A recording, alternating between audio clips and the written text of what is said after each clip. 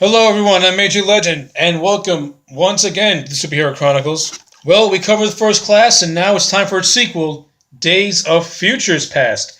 This movie is the return of Bryan Singer to the X-Men universe, co-written by him and Simon Kinberg. And Days of Futures Past pretty much is the movie that pretty much is the movie that erases the continuity up to the Wolverine, which actually kind of sucks because I really like Wolverine.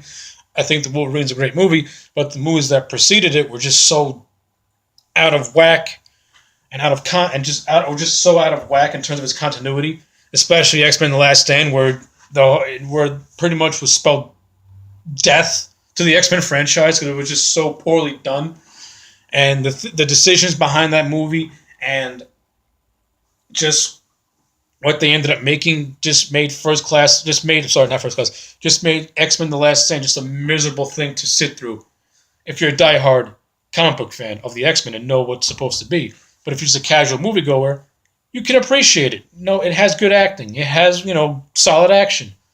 But if you're a comic book guy like myself and you're familiar with with particular storylines and characters and how these characters are supposed to be portrayed, it's a nightmare watching The Last Stand. But we'll get to that at a later date. We're here to talk about Days of Futures Past. Now let's get down to it. Days of Futures Past pretty much flash forwards to the future.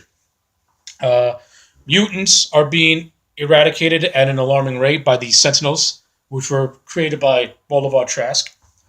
The Sentinels are also targeting humans that carry the mutant gene for the potential of procreating more mutants, and they're also being wiped out. So pretty much, mutants and humans are being eradicated by the Sentinel program, and it's pretty much the world's in disarray.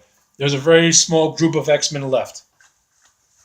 Of course, among those that are left are Wolverine, Professor X, Magneto, Storm, Iceman, and Kitty Pryde and Rogue, and you also have new ones with Warpath and Blink and Sunspot.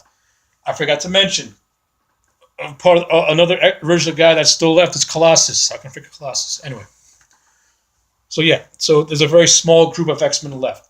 They're pretty much having to hide, and of course Bishop's also there. Anyway, they're pretty much having struggling to survive, and they're pretty much powerless against the Sentinels because the Sentinels in the future are able to absorb the mutants' powers and use their powers against them. So they're at a complete disadvantage. Hope is all lost. But Professor X has this plan. His plan is to send the subconscious mind of Wolverine back to his younger self in the 70s and prevent Mystique from killing Trask and pretty much creating all hell for the world. And this is where the movie really gets to sink its teeth in. Once Wolverine goes back to the 70s.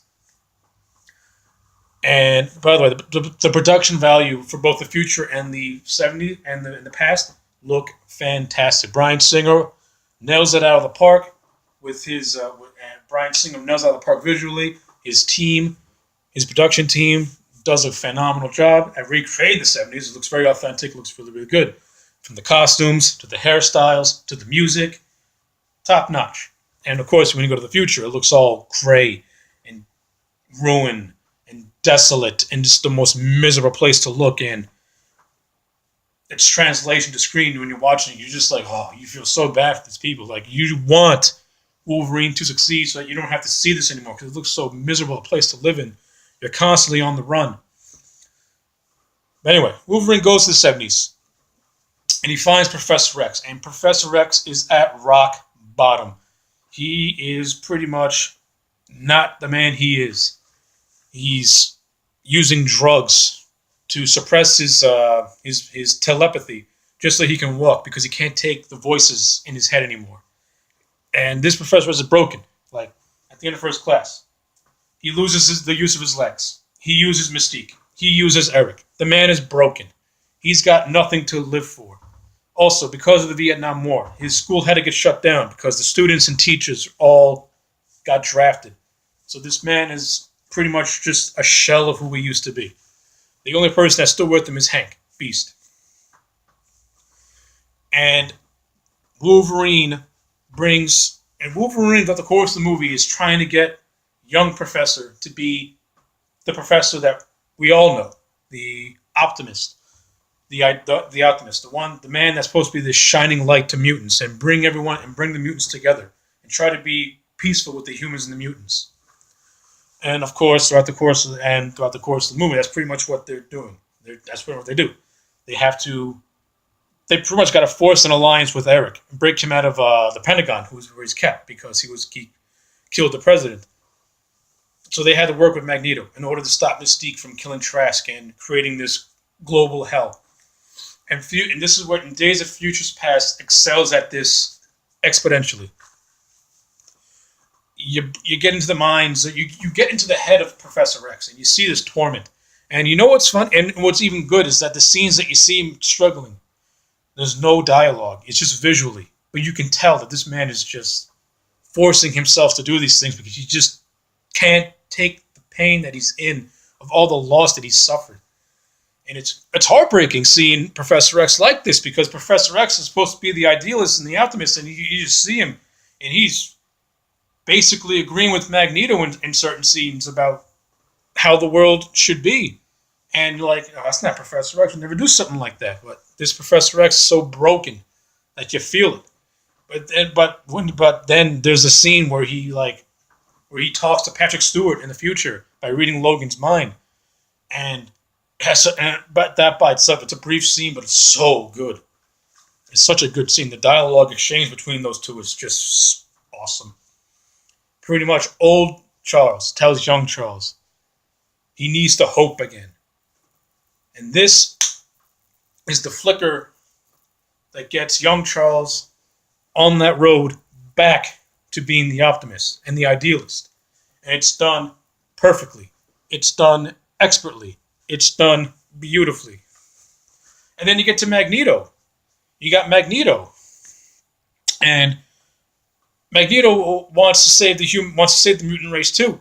But Magneto would rather kill Mystique as opposed to not kill Mystique. Because Magneto said, in order to preserve our race, Mystique, you have to die. And he almost succeeds in killing her. But that also leads to that also leads to Professor X and everyone else to try and stop Magneto. Because Magneto can't kill Mystique, so Magneto is going to kill everyone else. He's going to kill the president and everyone else at the White House. In order for people to understand, the mutants are not going to be treated the way they're being treated. They won't be treated like everyone else. Magneto will go that extra step, and he will kill. He will kill for his race. He will kill for his kind. And the movie does that beautifully. It does it in a tasteful way. It does it in a way where you don't agree with him, but you know where he's coming from. And it kind of as a person yourself, you're like, okay, if I was in Magneto's shoes, I'd probably do the same thing. And also with Professor X, if I was in Professor X's shoes, and I don't want to have violence, and I want to find a peaceful route to do things, you can relate to these things. It's no different than Martin Luther King and Malcolm X. It's the same thing. Two conflicting ideologies, but they both want the same thing. They want their demographic of people to be accepted and not to be treated like second-class citizens.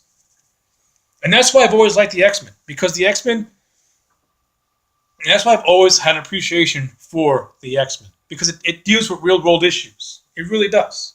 And it does it in tasteful ways. And it doesn't do it in preachy ways. Well, sometimes it can, sometimes it can't. Sometimes it does, I'm sorry. But it talks about it. And it does it, and I like it, and it's great.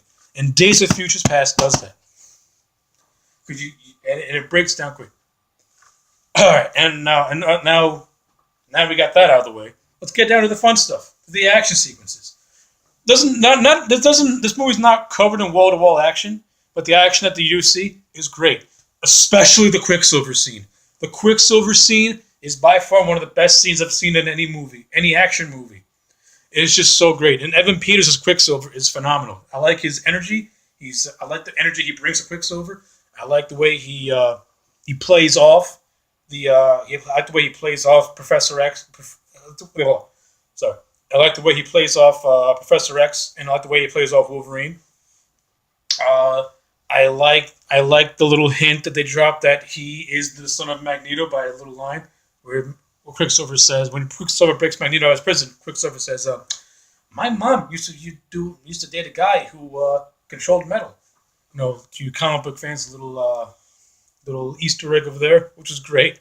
Uh, and of course, the action scenes in the future, where you got the remaining X-Men taking on the Sentinels, is good. It's also horrific because the Sentinels are so powerful they kill.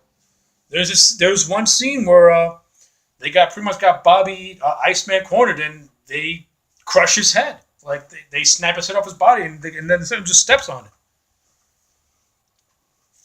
And there's also another scene where they pretty much rip off Colossus's arm.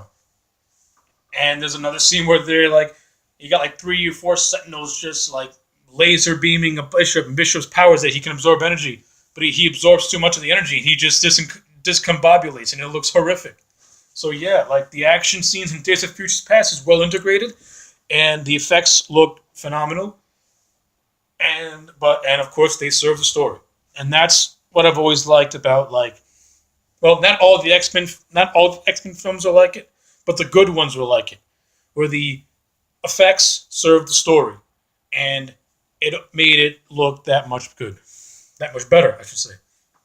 So my overall rating for Days of Future Past is a solid 10 out of 10. This is like one of those few 10 out of 10 movies that I actually like rate, because I give no higher than an 8 or a 9. But this one, very rare that I do it. It gets a solid 10 out of 10. The flaws. Now, some flaws in this movie are. Damn, I gotta think about the flaws. Wait, before I get to the flaws, Peter Dinklage's Trask is just great. I like the fact that Peter Dinklage plays Trask as like this man with this diminutive man who thinks big and is so sure of himself and is so knows this is the right thing to do. And Dinklage, who is a great actor, just pulls that off masterfully. And I like the fact that even though Dinklage is a small man, I like the fact that this movie treats him seriously. They treat him as a real threat, and they don't poke fun of his height. Because if they would have done that, then this would have been a completely different movie, and it would have been stupid.